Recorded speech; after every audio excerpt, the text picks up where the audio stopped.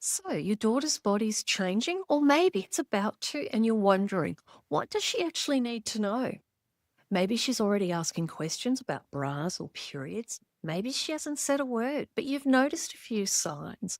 Or maybe you're still sitting on the fence and wondering how to start the conversation without freaking her out. The good news, you don't have to do this perfectly. You just need to talk.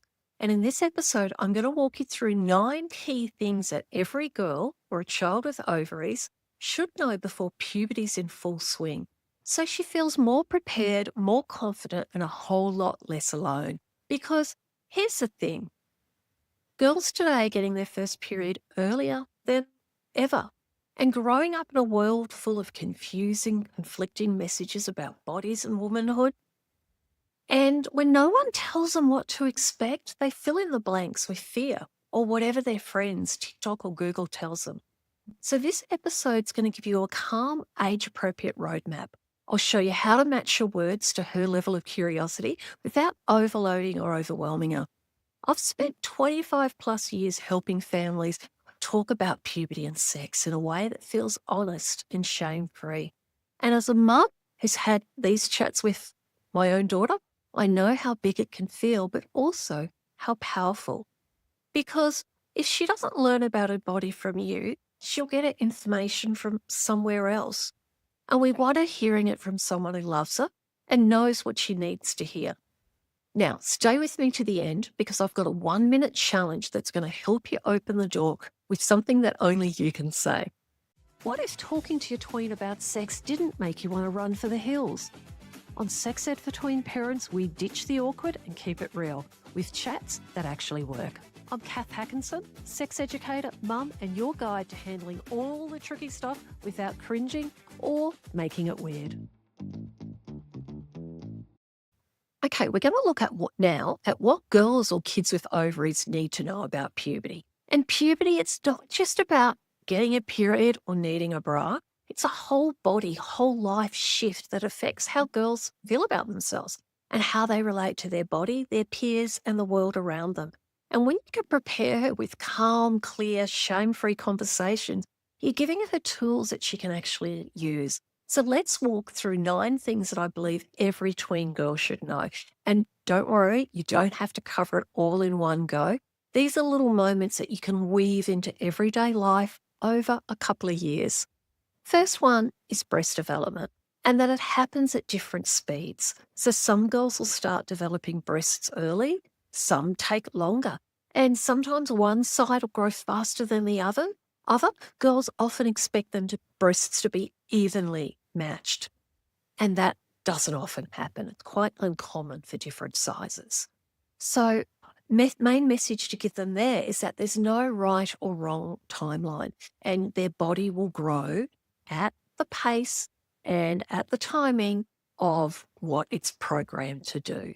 So girls will often compare themselves to their peers, and if they're not developing how they are, they can start to worry about it. Second one is your first period might surprise you. So periods can arrive anywhere between 9 and 16, and they often show up out of the blue. Sometimes they might get some symptoms beforehand, but not always. So with a heads up and preparing them and having a pad tucked in their bag or a period kit with stuff that's there ready, they'll feel ready and not scared. And a little tip there, I was talking to someone last night, period pants. Some girls can really freak out about their period. They've got this thought that they're going to be sitting at school one day or they'll be on the school bus, they'll stand up and the back of their school uniform will be this huge, big blood stain. And they stress about it. So we can give them lots and lots of information, but they're still going to stress about it. So the secret for this one is period pants. Buy a period pants, let her know that if a period does start, the period pants will catch the blood. And look, I've known some kids to wear them as everyday underwear for months before their period comes. It's just a little bit of extra security that makes them less paranoid and worried about that first period starting. Now, third thing is that discharge is a sign that their body's getting ready. So that can be white or clear discharge in the underwear, and it's totally normal. It can be a sign that their period's coming soon, but there's two types of discharge. There's the discharge, which is the vagina keeping itself clean. And some kids notice that as young as 3, 4, or 5. And then there's a discharge that's part of the ovaries working their way through that menstrual cycle where they'll change the discharge depending on what they want the body to do. So a change in discharge in volume, amount, and how it feels could be a sign that the period's coming soon. So something you could say is lots of girls think there's something wrong when they first notice discharge. So explaining it, talking about it now can make a big difference.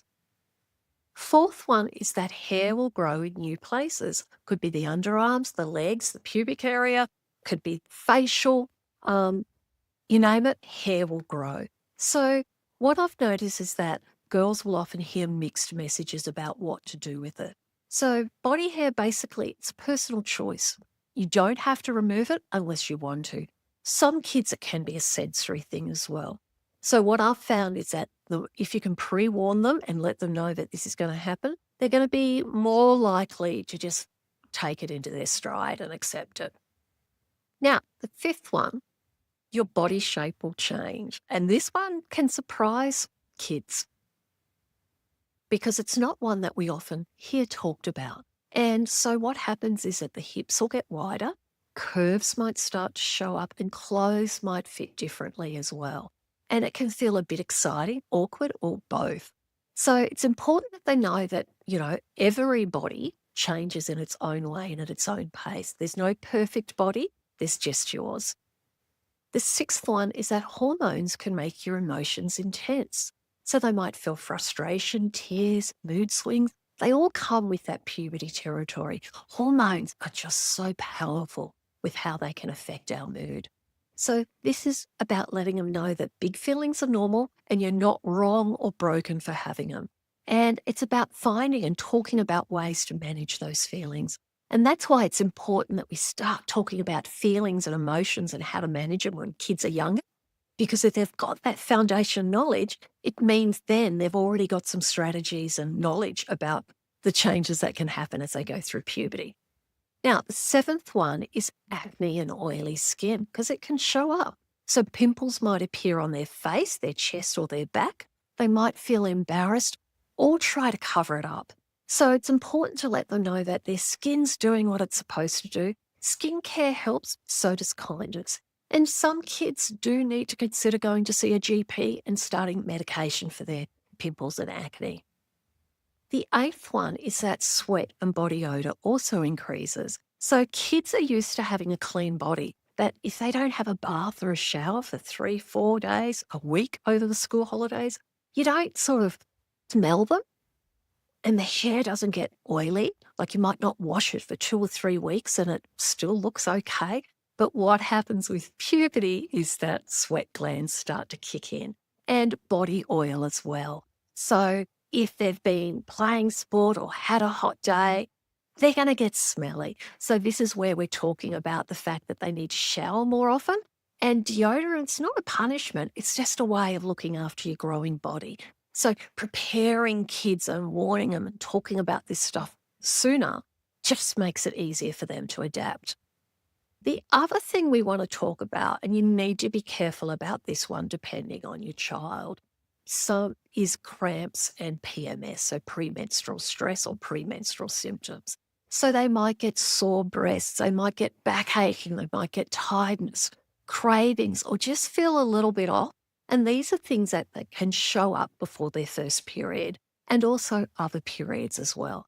So it's about letting them know that that sometimes these things can happen and there's lots of ways to manage discomfort, like heat packs, rest, or just taking it easy. Need to be careful with how you present this one because sometimes kids, this tends to be more neurodivergent kids, but when you share information, they then think that that has to happen for them. So just be mindful of that one. Now, some final thoughts before we go to the bonus challenge that I've got at the end is that these are 9 changes that every tween girl needs to hear about. She doesn't need a full lecture or a biology lesson. She just needs to have enough information to know what's coming and that she's not alone. Because when she hears this stuff from you, she's learning that growing up doesn't have to be scary or confusing and she can handle it. And it's life. Now, something I also need to mention is that it's important that girls know that puberty also happens to boys and that some of the changes that happen to them will also happen to boys, but they get some changes that boys don't get and boys have some changes that girls don't get. I think it's important for them to know what happens to people with different bodies to them, just because it makes them more empathetic and kind and just aware. So now you've got the bigger picture, but you might be wondering, how do I actually bring these chats up? And you're not alone. And that's why I've made a free guide to help you start. It's called 5 Cringe-Free Strategies to Naturally Start Sex Ed Conversations. And inside it, you'll find early openers that you can use to start a conversation today or tonight, tips for keeping it age appropriate and calm, as well as ways to start the conversation without the big talk pressure. Because when you wait for that perfect moment, it usually never comes. But when you know how to weave these chats into everyday life, that's when the conversation happens gently, naturally, and without the cringe. So what you can do is you can head to cringe-free-strategies.com and you'll be able to access that free guide there, or you can find the links below. I also want to mention that if you're feeling alone around puberty and the sex aspect, don't forget that there's lots of resources in the sex ed shop as well. And they give you just lots and lots of different ways to start conversations and what to say. Now, I've promised you a 1-minute challenge. What I want you to do is tell your daughter one thing you wish you'd known about puberty at her age. I'll give you some examples. I thought periods would be awful, but they weren't as bad as I imagined. Or, no one told me that boobs grew or grow unevenly, and I spent years thinking there was something wrong with my breasts. That's it, just one sentence. And when you share your story, you're building trust. You're reminding her that she's not alone and there's nothing shameful about growing up. You don't need a script, you just need a moment of connection. Thanks for being here with me on Sex Ed for Tween Parents. Now, if this episode helped you feel more confident or less alone, I'd love it if you could leave a quick review.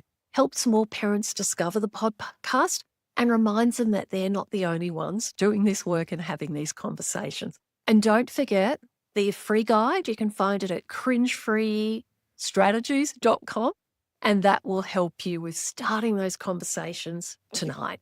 And next episode, what we're going to do is we're going to look at what we need to do or what we need to talk about for puberty for kids that are gender diverse or non-binary, because conversations need to be a little different and also inclusive for them.